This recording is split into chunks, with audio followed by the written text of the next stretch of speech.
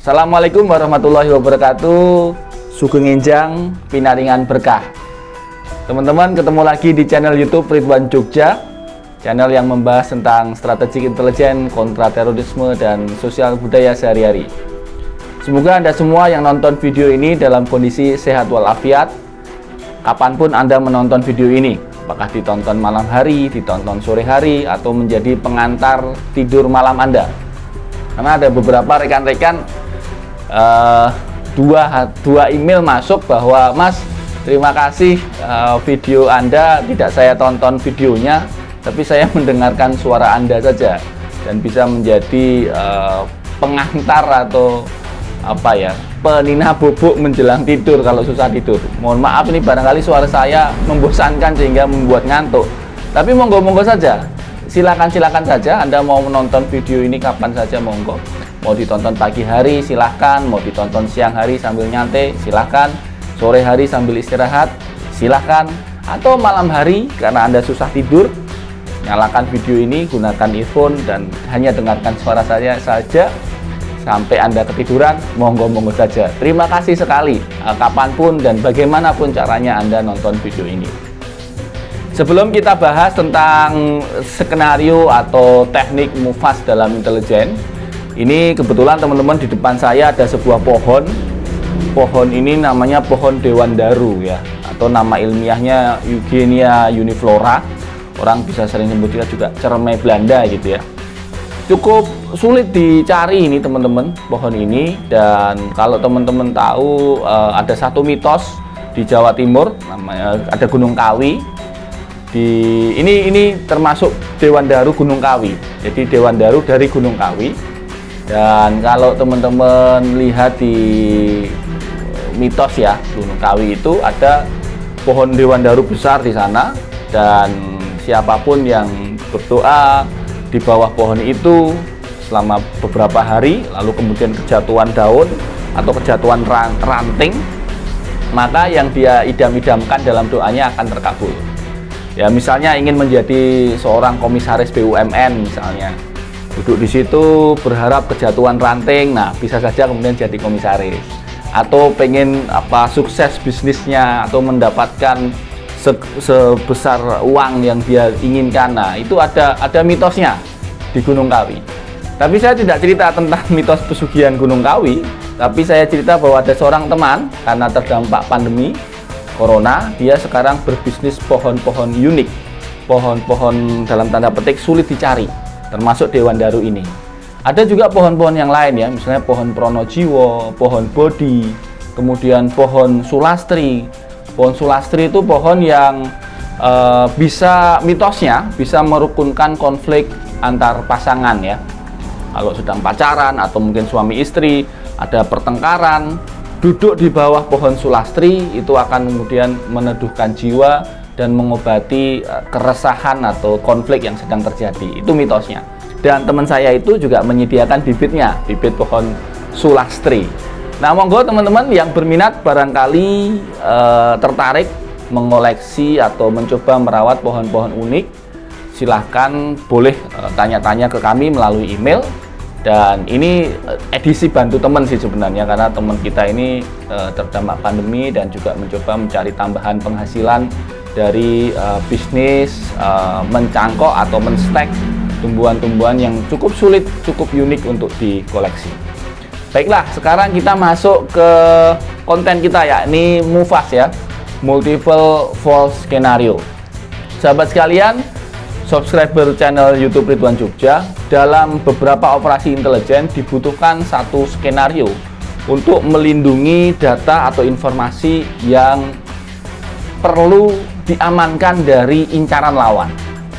Nah, salah satu teknik melindungi data atau menyembunyikan informasi itu dengan cara yang disebut dengan multiple false scenario atau yang sering disingkat dengan MUFAS.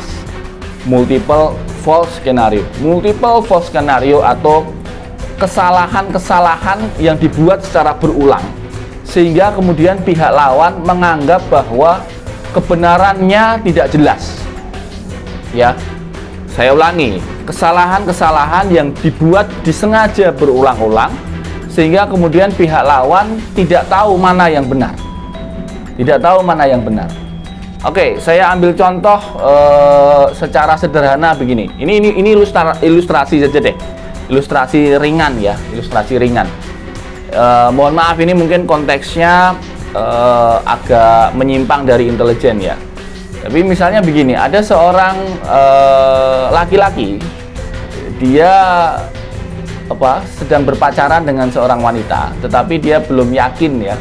Dia belum yakin dengan wanita itu, dan dia juga berpacaran dengan wanita lain. Nah, sebut saja misalnya siapa? Jangan Ridwan ya. Tapi siapa ya? Ardi misalnya. Mohon maaf kalau yang namanya Ardi. Ardi sedang pacaran, tapi dia belum seret dengan pacar yang sekarang itu. Lalu kemudian dia pendekatan dengan wanita lain gitu. Pendekatan dengan wanita lain. Nah, untuk melindungi supaya hubungan pendekatannya dengan wanita lain itu tidak ketahuan si pacar, sebut saja misalnya Nita, maka dia, Ardi ini, menggunakan teknik multiple false scenario. Saya contohkan begini. Ardi sengaja menciptakan rumor bahwa Ardi sedang berpacaran dengan Yuli. Dia menciptakan rumor itu, dia membuat skenario seolah-olah dia beneran pacaran dengan Yuli, lalu dia bocorkan itu ke Nita. Ya, dia bocorkan itu ke Nita. Bisa saja pembocorannya itu menggunakan pura-pura salah SMS, atau mohon maaf sekarang sudah nggak SMS ya, pura-pura salah WhatsApp, atau pura-pura salah Line, atau pura-pura salah apa yang fasilitas chatting yang digunakan. Itu kemudian membuat si Nita tadi marah. Nita marah, lalu kemudian dia mengkonfrontir Yuli. Mengkonfrontir Yuli, Yuli, kenapa kamu pacaran sama Ardi? Ardi itu kan cowokku. Yuli kemudian bersumpah-sumpah bahwa saya nggak pacaran, saya nggak ada hubungan apapun dengan si Ardi. Maka kemudian Nita akhirnya selesai marahnya. Tetapi skenario Ardi berlanjut. Dia kemudian membuat skenario berikutnya bahwa dia seolah-olah dia berpacaran dengan Dwi. Jadi yang pertama tadi Yuli, yang kedua Dwi. Ya sama, dia mencoba menciptakan kesan bahwa dia benar-benar pacaran dengan Dwi, dan lalu dibocorkan ke Nita. Akibatnya Nita kemudian merasa bahwa Dwi menjadi orang ketiga yang akan merebut pacarnya. Maka marahlah dia ke si Ardi. Nah, ketika dikonfrontir dengan Dwi, Dwi kemudian bersumpah-sumpah bahwa saya tidak pacaran, saya bukan siapa-siapanya si Ardi. Maka kemudian Nita selesai marahnya. Sebenarnya si Ardi ini sedang berpacaran lagi atau sedang pendekatan dengan si Tri. Orang ketiganya itu namanya Tri.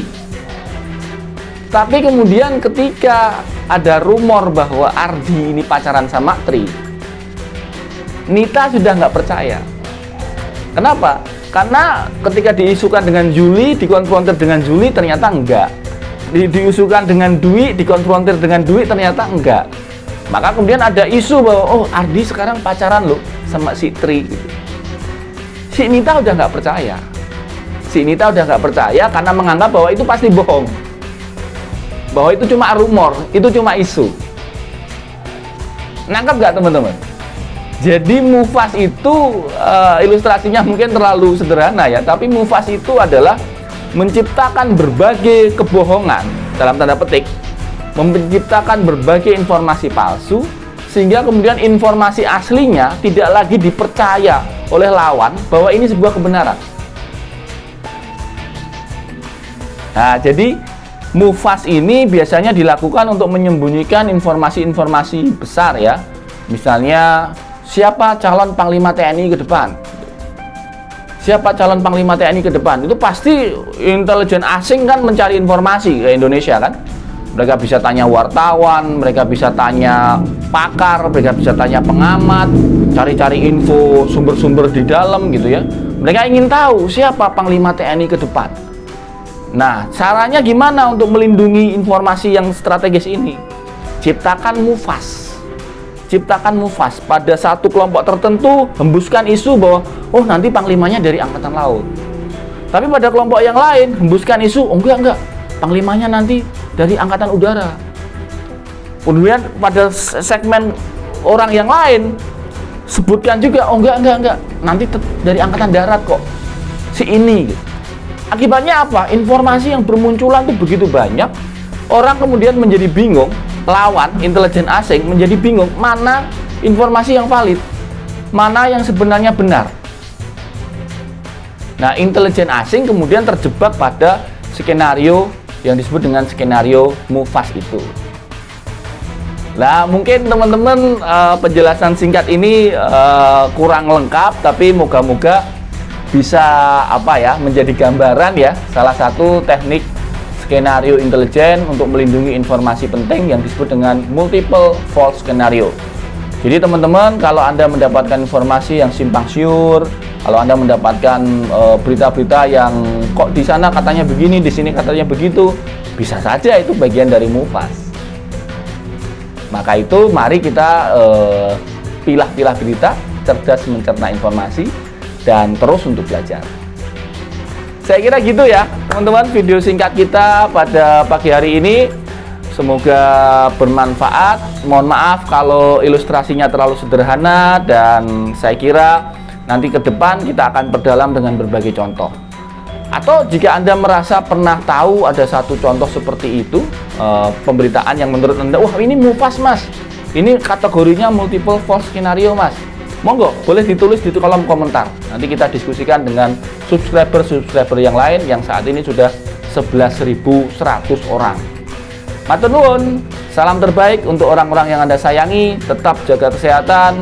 Assalamualaikum warahmatullahi wabarakatuh. Salam intelijen.